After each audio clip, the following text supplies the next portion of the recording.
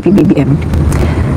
Tapos, ngayon lang din nangyari na napakalaki ng taxes na nakolekta ng BIR. Tingnan nyo ha, isa sa most corrupt na agency nag-perform sa panahon ni PBBM. Mga ahensya na mga most corrupt sa panahon ni PBBM nagpe-perform, gumaganda ang mga performance kasi dahil sa Pangulo yan. Mandato ng Pangulo, ayusin ang mga ahensya. Yan yung directive ng Pangulo. Ayusin ang mga ahensya para mapakinabangan ng taong bayan. Ang mga buwis diretso sa infrastructure, financial assistance, ayuda na kailangan ng tao. Di ba? Ang ganda. Ang daming nagawa ng Pangulo natin. Yun lang sa pabahay. Mga pabahay na hindi natupad ni Duterte. Biruin mo yung pabahay ng Yolanda, nawala na lang si Duterte, hindi na pakinabangan, wala. Kaya nga, di ba, tingnan nyo yung mga Mindanao, hindi ba kayo nagtataka? Yung mga kongresista ng Mindanao, pumirma to impeach Sara Duterte. Kasi naano sila, nabudol at nadismaya sila kay Duterte. Kasi hindi itinupad yung mga pangako na, ito, asikasuhin daw yung mga tulad ng Marawi, asikasuhin daw yan. I-rehabilitate daw ang Marawi, magkakaroon daw ng mga bahay, hindi natupad. Ang daming mga proyekto para sa Mindanao, hindi nagawa ni Duterte. Dismayado, mga kaibigan, ang mga kongresista ng Mindanao. Kaya nga, out of 60 congressmen and congresswomen ng Mindanao, 41 ang pumirma. Biruin mo yun mga kaibigan. 60 na mga house members ng Mindanao ang pumirma. 41.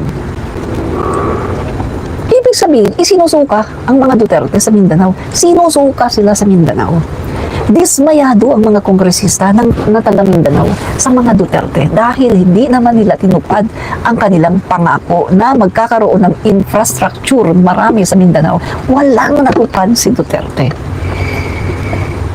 Sino ang gumagawa ngayon? Si PBBM. Ang daming na i-deliver ni PBBM ng mga proyekto. Bulag lang kasi kayo.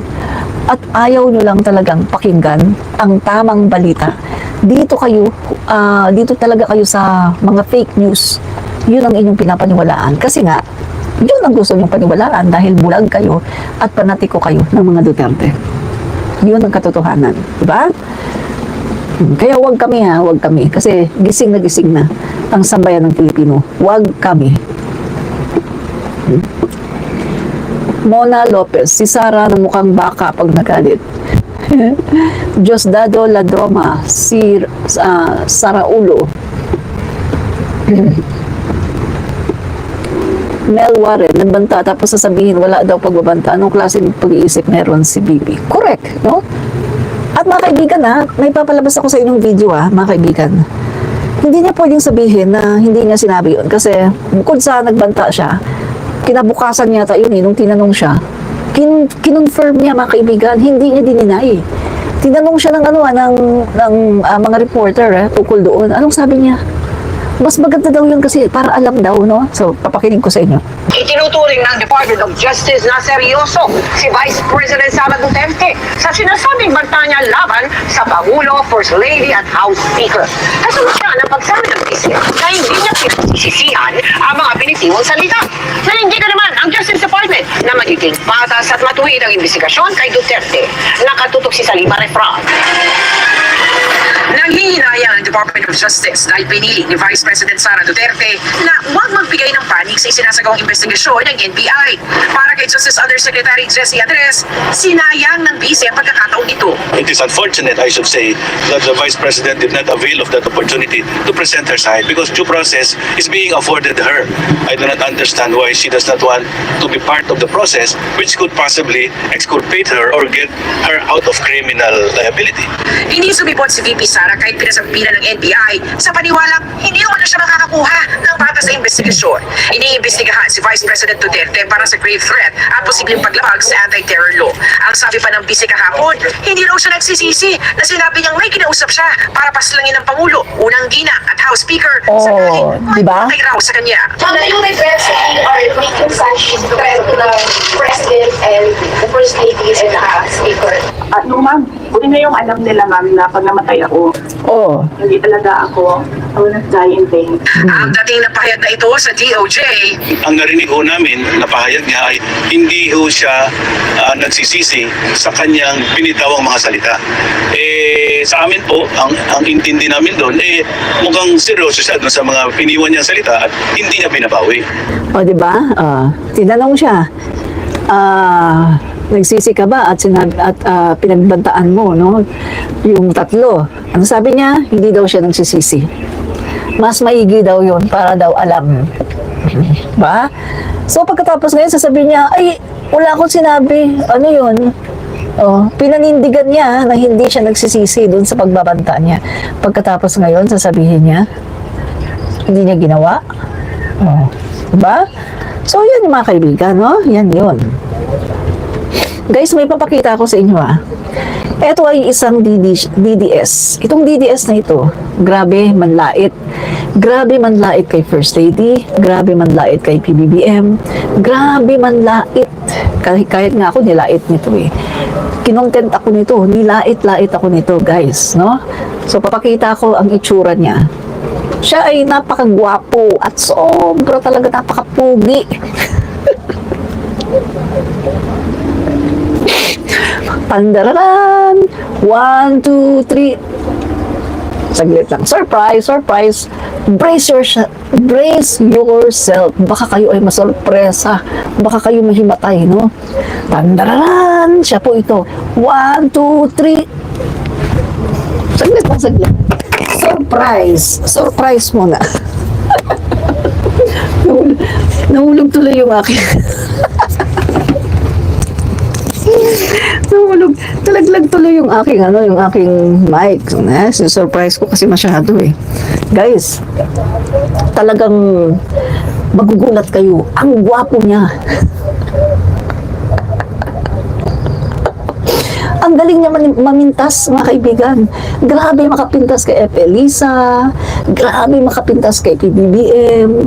Pagkatapos ako din, pinintasan ako nito. Kinontent ako nito, guys. No? So, grabe talaga, guys. Tingnan niyo ha. Tingnan niyo siya. Ang gwapo. Grabe.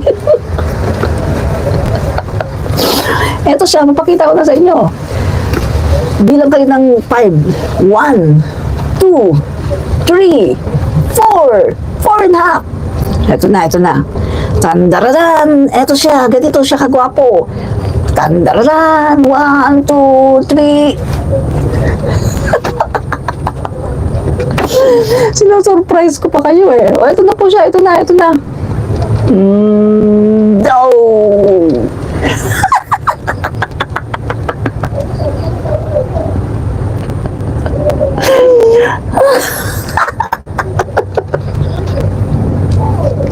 Ang gwapo no. Nakita ko lang ito dumaan, sabi, ay grabe, laitin si PBBM ha. Ay grabe, laitin si PBBM ha. Sabi kasi niya, yung ito, sabi nitong itong lalaking ito, ni Rosalinda, grabe yung pangingitim ng mukha ni President. Tapos ang daming mga butlig. Ang daming mga butlig sa kanyang mukha. Grabing stress siguro yan, Mr. President. Kung nakitandem ka na lang kay BP Inday, fresh ka ngayon, idun ka sa pinsan mo. Grabe yung panlalait kay PBBM. Okay, sagutin na kita ha. Alam mo kung bakit nangingitim yung ganito ni PBBM? Kasi nagpupuyat yan sa pagbabasa at nagpupuyat yan sa pag-aaral ng mga batas doon sa mga pinapadala sa opisina niya, pinag-aaralan niya maigi yan at nagbabasa pa yan ng maraming libro, kaya ganyan niya nangingitim yung mga gilid ng mata. At sabi pa niya, ang dami daw butlig-butlig. Hello! Hindi mo pa yata nakita ngayon si Mr. President. Nakikita ko si Mr. President kasi nga kapag may mga event Bagamat ang kulay niya ay Ilocano. Dahil lalong-lalo na, ang hilig po niya pumunta sa mga groundbreaking, personal na namimigay ng tulong sa mga kababayan natin sa iba-ibang mga probinsya. Hindi po kasi siya yung klase ng presidente na nasa Malacanang lang at nakaupo at ngaw-ngaw katulad ni Duterte. Ang presidente po natin ay talagang sa isang araw, guys, sa isang araw, tatlo, apat ang mga commitment niya. Minsan, nasa Laguna siya, biglang nasa Cavite, biglang napunta sa Nueva Ecija. Ganun po ang Pangulo natin. Wala siyang care sa kanyang skin kung siya ay mangingitim, basta makatulong po siya sa bayang Pilipinas. Hindi niya care kung mangingitim siya. Diba? Yan po ang tunay na Pangulo. Tapos sabi pa niya, marami daw butlig. Hello? Ang ating Pangulo, walang butlig-butlig ang mukha. Makinis ang mukha niya, walang butlig-butlig. Maitim siya, oo, kasi nga expose siya sa araw. Pero wala siyang butlig-butlig. Hindi katulad ng mukha ng presidente niyo, si Duterte. Butas-butas, literal. Ang mukha ni Duterte, literal na butas-butas. Si PBBM po ay baby face pag nakita nyo sa in person. At malapitan nyo siya, malapit. Makikita nyo ang face niya, wala pong butlig-butlig, walang butas-butas. Hindi katulad ni Duterte, Rodrigo, na puro butas-butas, bako ang mukha. At talaga namang, hindi naman gwapo. Ang ilong, ang laki. Kung sinasabi ng mga didishit, ang laki ng ilong ko, mas malaki ang ilong ng Duterte nyo. Diba? So, yan po mga kaibigan. Ito po ang itsura ni Rosalinda. Anong itsura yan? Pero ngayon, tingnan mo si Rosalinda, madami ng pera eh. Nakailang gluta na siguro yan, nakailang inject na siguro ng gluta yan. Kasi mukhang dami na yung pera ngayon. Diba? So, yan ang itsura niya. Yan ang itsura ng vlogger, didishit vlogger na walang ginawa kundi laitin ang Pangulo, laitin si F. Elisa, laitin ang mga BBM supporters, mga BBM vloggers. Nilait din ako niya ng gunggong na yan. Tinag pa ako tinag ako sa post niya. Hindi ko pinansin. Bakit? Hindi kita papatulan, pupunta ako sa page mo. Gusto kasi niya, pupunta ako sa page niya, tinag niya ako sa kanyang Facebook, nakatag ako. Gusto niya siguro, pupuntahan ko siya sa Facebook niya at doon ko siya awayin. Hello, hindi ako ganyan, hindi ko ugali yan. Kasi, hindi ako bababa sa level niyo. Kung gusto ko man kayong sagutin o banatan, dito sa page ko, dito sa YouTube ko, hindi ako pupunta sa inyong mga pages para makipag-away. Hindi ako ganun. Hindi ko ugali yung ganyan. No? Yan po ang katotohanan. So, ito po mga kaibigan, si Rosalinda, ang mahilig mag-fake news. Si Rosalinda, yan po mga kaibigan, ang mahilig mamintas sa ating Pangulo, kay F. Elisa, at mahilig din po mamintas sa mga PBBM supporters at vloggers. Yan. O diba? Ang ganda?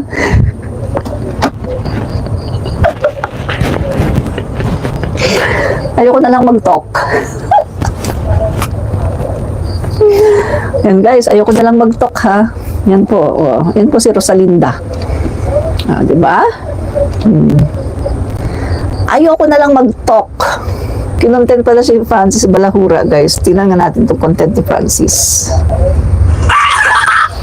Hi guys, so ako nga po pala si Francis Balahura na nagsasabing salamat iPhone. Rosalinda!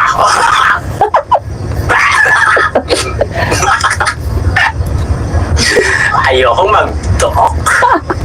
Salamat iPhone. Hi guys, so ako nga po pala si Francis Balahura na nagsasabing Diba? So, isa lang po ang gusto kong sabihin sa inyo, mga kaibigan.